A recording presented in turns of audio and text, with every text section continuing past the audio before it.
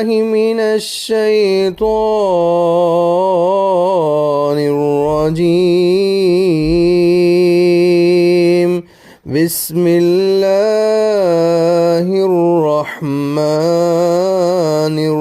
الرحيم. قالت رب أنى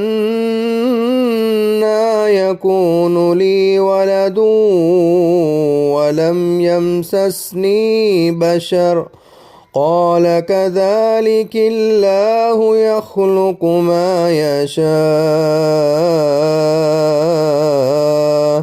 إذا قضى أمرا فإنما يقول له كن فيكون. ويعلمه الكتاب والحكمة والتوراة والإنجيل ورسولا إلى بني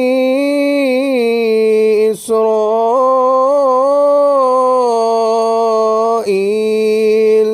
أني قد جئتكم بآية من ربكم أني أخلق لكم من الطين كهيئة الطير فأنفخ فيه فيكون طيرا بإذن الله وأبرئ الأكمه والأبرص وأحيي الموت بإذن الله وأنبئكم بما تأكلون وما تدخرون في بيوتكم إن في ذلك لآية لكم إن كنتم مؤمنين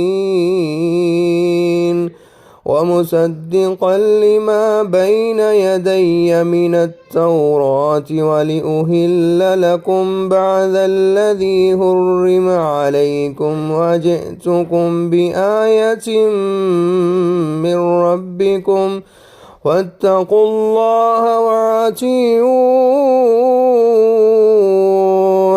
إن الله ربي وربكم فاعبدوه هذا صراط मुस्तकीम।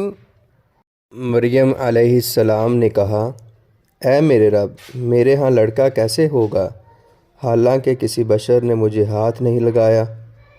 फरमाया, इसी तरह अल्लाह पैदा करता है जो चाहता है।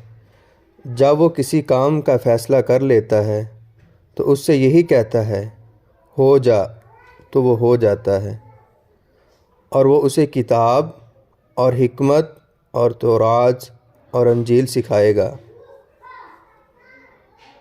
और बनी इस्राईल की तरफ रसूल होगा कि बेशक मैं तुम्हारे पास तुम्हारे रब की तरफ से एक निशानी लेकर आया हूँ कि बेशक मैं तुम्हारे लिए मट्टी से परिंदे की शक्ल की मानिद बनाता हूँ, फिर उसमें फूंक मारता हूँ तो अल्लाह के हुक्म से परिंदा बन जाता है, और मैं अल्लाह के हुक्म से पैदाइशी अंधे और बरस वाले को तंदुरुस्त करता हूँ और मुर्दों को ज़िंदा कर देता हूँ, और तुम्हें बता देता हूँ जो कुछ तुम अपने घरों में खाते हो और जो ज़ख़ीरा करते हो, बेशक मैं तुम्हारे लिए एक निशानी है अगर तुम मोमिन हो।